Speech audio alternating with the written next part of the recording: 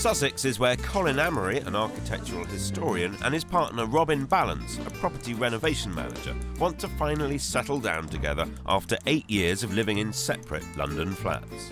It's the first time we've actually had a chance to live together. It might have been an absolute disaster, but then you don't know till you've tried. As a couple, they're hugely knowledgeable about property, which should make Phil nervous. I love a challenge. Their plan is to renovate something from scratch themselves.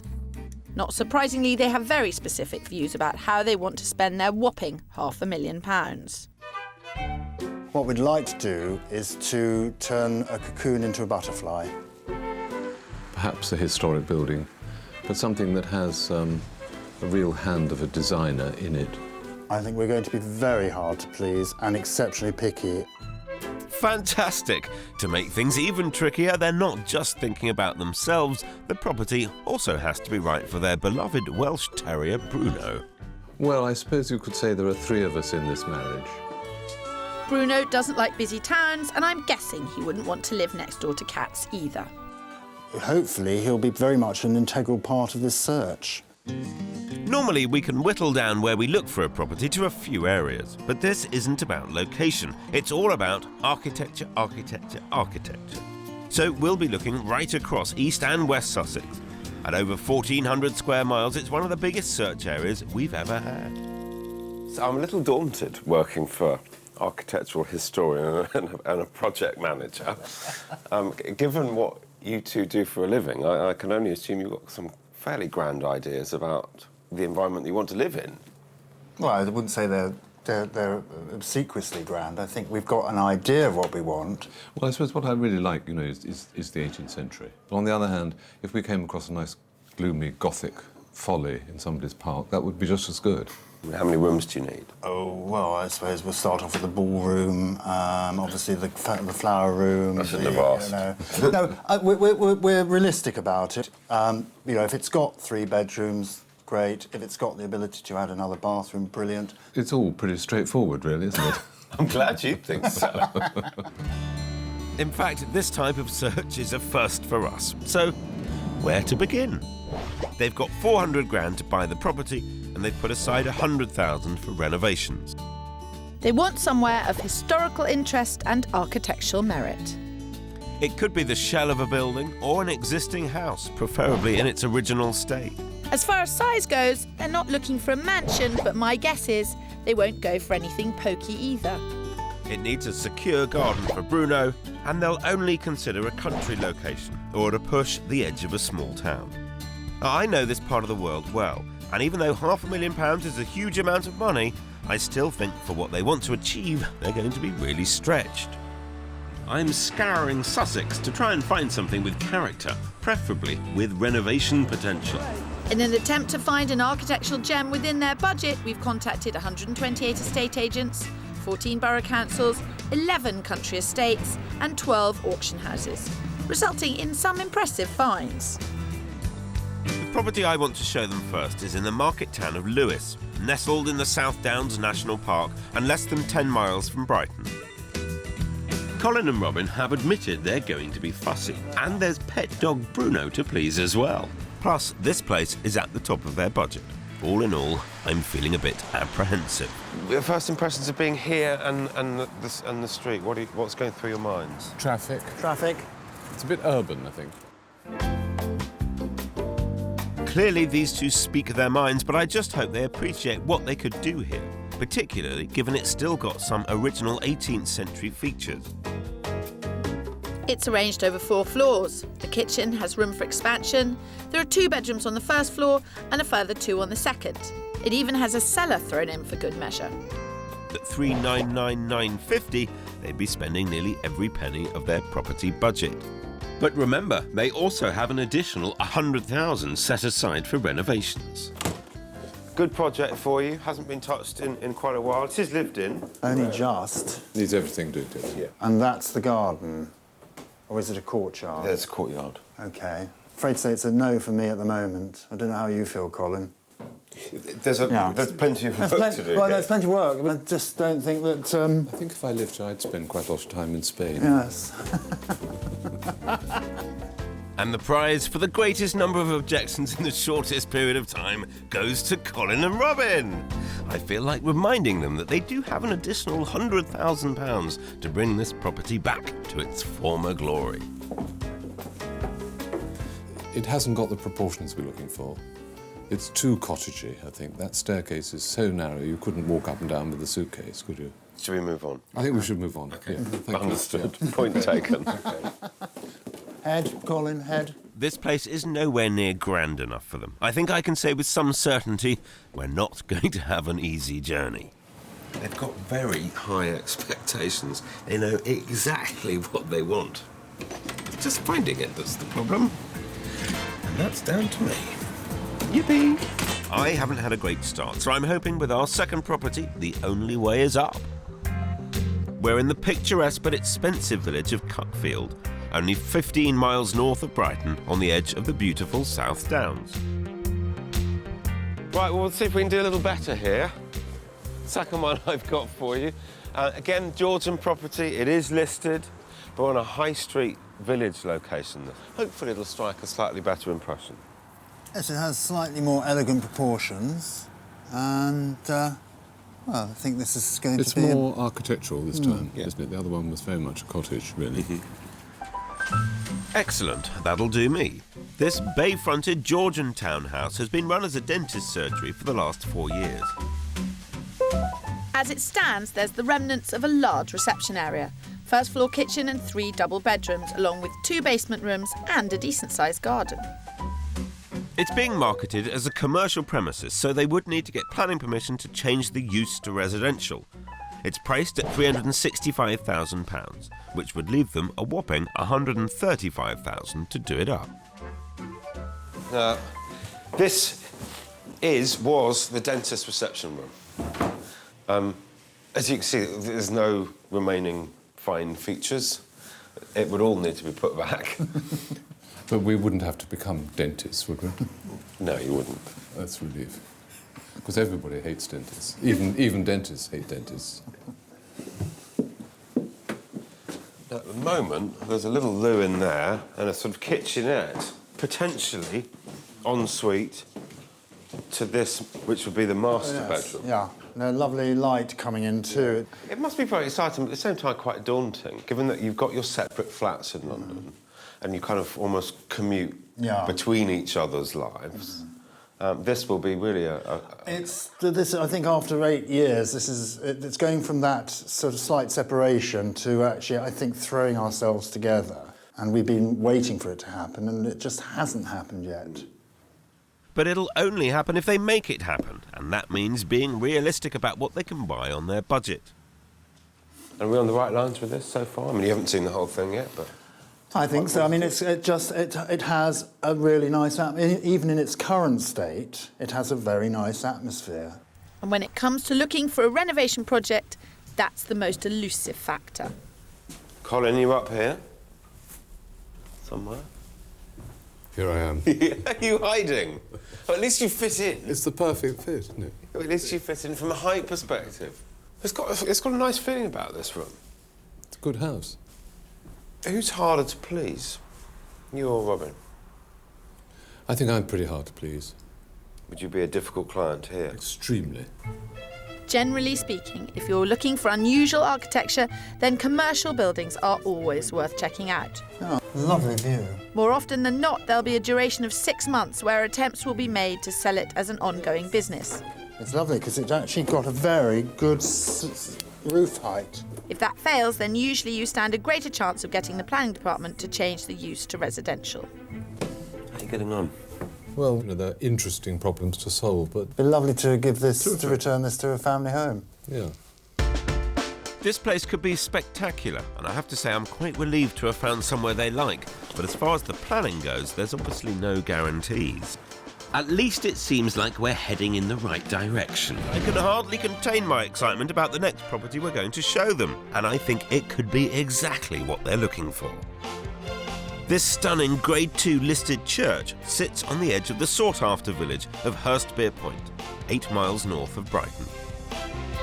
Properties like this rarely come on the market, but because there's another church in the village, the local diocese recommended this one for sale.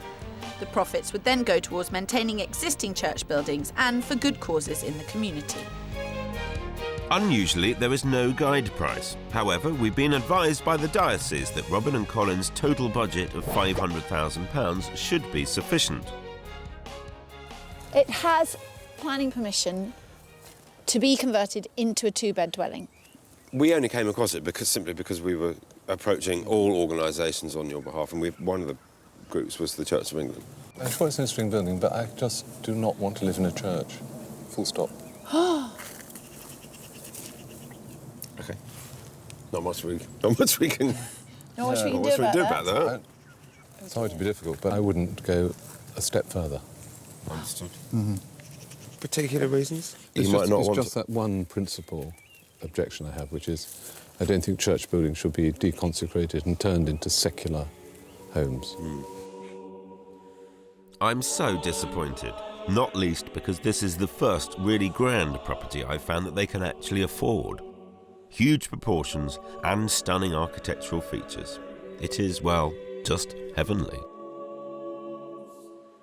I guess I feel that I should have thought that could happen, rather than just approach Church of England and just presume everything would be OK. Yeah, but, these things happen. Don't beat yourself up much. Well... Just a little bit. Confession over with, time to move on. We've certainly got a task of biblical proportions on our hands. Hopefully divine inspiration is just around the corner. 3 properties down, and I've yet to find their gem. Fingers crossed for property 4. We're in the village of Steyning, home to 125 listed buildings. It's 14 miles north of Brighton and walking distance to the South Downs. It's also, on the face of it, a conventional Victorian semi. Not the architectural period they asked for, but in my opinion, a property with great potential to become somewhere they could finally set up home together. Nice big project. You don't look enamoured. Looks OK. Looks OK. Let's go inside. OK. Oh no, here we go again. This house offers great scope for renovation. It's got 3 bedrooms, 2 of which are a good size, and 2 decent reception rooms. The kitchen is currently a bit cramped, but there's room to extend behind the house, and I'm sure Colin and Robin could come up with a super clever plan to produce something spectacular. It's on the market at £325,000, which is 75 grand below their budget for buying a property, and they still have the £100,000 for renovation if they need it. Come on in. The lady who owns it has lived here for 72 years. Oh, that's nice. Robin, I'm assuming you've done lots of this type of a project for your clients. Yes, this is... there'll be a couple of little bits and bobs there, but this is quite an easy one, actually. Early days, Colin, you haven't looked around much of it yet, but architecturally... It's almost better at the moment outside than in, isn't it? Well, the architecture seems to have disappeared inside. I am nervous. I confess it, I am worried about this. This is late Victorian. They wanted ideally Georgian or early Victorian. It's not exactly architecturally stimulating, but I think it would make a lovely home. Whether they accept that or not is a different matter. And to date, of the 4 properties I've shown them, haven't exactly all gone down brilliantly. Another one of these lovely, wonderful period Georgian fireplaces. Favourite fireplace. No, it's a lovely room. Yeah, it sort of gives me quite a nice feeling. I can see the potential, most importantly. Yeah, I think that's true. Yeah. Is this the sound of Colin and Robin finally matching their aspirations to their budget? Well, it's nice to see you've found a job, Phil. I've found some use. Fantastic. I'm good at one thing. It's a good period model. Yeah. How'd you get on? Great, yeah. I think it grows on you, this house. Yeah. And it has quite a lot of potential. It's got good feeling to it, I think. It's a very nice, quiet spot. But, you'd have to do some interesting changes, I think, but it would make it a really rather good house. All of a sudden, I feel like I'm back on track. Yesterday, we had a nod in the right direction after our appointment at the dentist's, and now this surprise choice is also in the running. But they're an unpredictable pair, so I'm going to let them sleep on it. It's a new day, and Robin and Colin have come to a surprising conclusion. I thought they would embrace the challenge of the dentist surgery in Cuckfield, but they think the best option for them is my wild card, the Victorian semi in Steyning. However, as we know, the casting vote must always go to Bruno. I know in the past you've been to houses where he's taken an immediate dislike. Yes. Gosh, And very that's rather seriously. put you off. Not just houses, whole towns. Oh, really? One of the issues with the house is the parking. It doesn't have parking permission out there. It does have right of access across the gravel. You could create parking space here in the front garden. That, straight away, that means that's devalued the property for me on a development point of view. Okay. Did he just say development? That's a new one on me. This is where I see it, the opportunity is obviously subject to planning. You're limited by their windows. Yes. Don't you get a second story on it? No, sadly not. But it was a big improvement to the sort of functionality at the back of the house. Yeah. What do you think, Colin? Well, you'd have to be able to do something here, wouldn't you? It doesn't work as it is. You can hardly stand up in there. I don't know how this is going. I don't know whether they're thinking of it as a home or a project or a development. I can't read them at all today. Of course, they can spend their money however they like, but my frustration is that if I'd known they were looking for a development property, then I would have shown them places that maximised the profit margin, as opposed to somewhere they could live together. I have to admit I have no idea what they want to do now, because clearly the house we've just seen is not destined to be the family home they were looking for. Is it something that the two of you have actually seriously considered, buying it, doing the project, making some money, selling it again, and then using that pot of money to fund and buy the architecturally interesting house that you're after? This was our thought last night before we actually found out about the parking problem, that it would be a very nice project in order to help us get onto the next stage of the ladder to buy our architectural gem. You know, it would only be worth doing up to sell if you could get it very cheaply. Yes. I don't think you're going to get it cheaply. I just don't. The vendors believe it's worth 325 and they're not really prepared to budge. And so it was that a house together eluded Colin and Robin yet again. With their wish list, it was always going to be a tall order in such a desirable part of the country.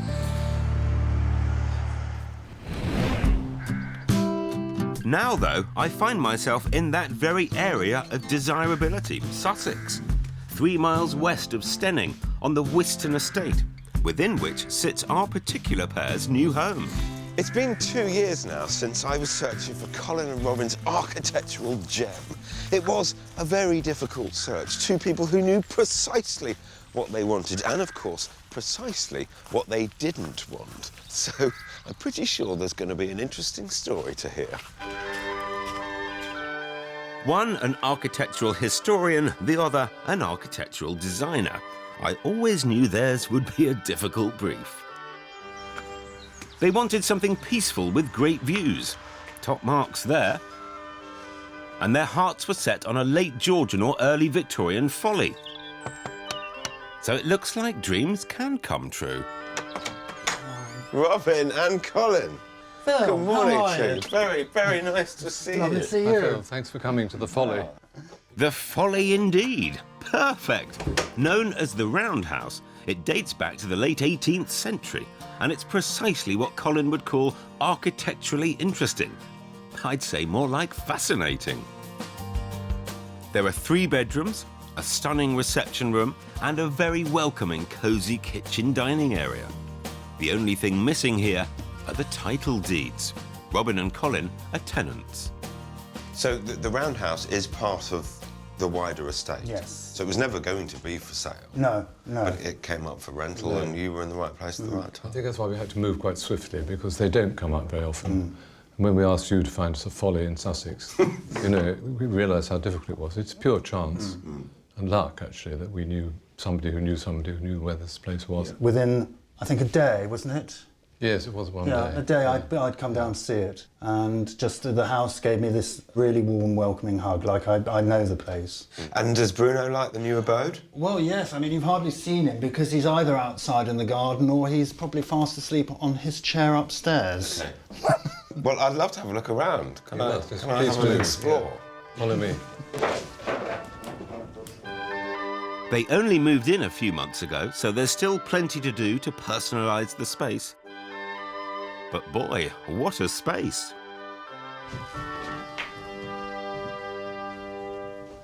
Oh, so this is the big room. Wow. Wow. Well, this is really why we came here. You know, that's the great view of the big house. And this was built probably around 1790. And it was a hunting lodge, I think. Then in the 1920s, the 2 bedrooms were added, one at each side. Right. Each one with an ensuite. And a really interesting shape to it. Well, it's the roundhouse, isn't it? It's very irregular, though. Quite hard to furnish. Yes, yes. Well, you two were never going to go for something that was normal. I'm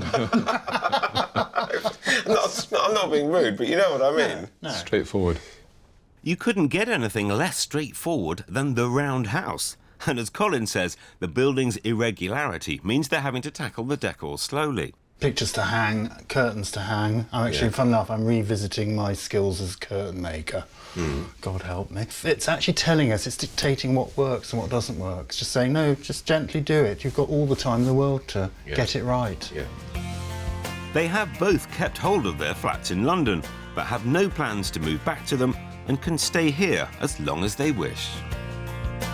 Kirstie and I always knew, for you guys, it was about the property, and that was the be-all or end-all. The fact that this is a rental is, I guess, fairly immaterial. It has to be one of our most unusual compromises on a house search. So important was the feel, history and character of their first home together that in the end they chose to rent rather than own. It's gorgeous. It is absolutely gorgeous. I can quite see why you were taken with it. As it was going to be their first time living together and mean a move out of London, this search had a great deal riding on it. So I'm delighted the couple ended up near Steyning. When I originally took them here, I was confident the mix of quirky and quaint would appeal, and it looks like they feel right at home. And the icing on the location cake, the estate's very own winery is on their doorstep. So Steyning proved to be the winner. Definitely, Phil. And thank you for all the hard work. Cheers. Cheers. Cheers.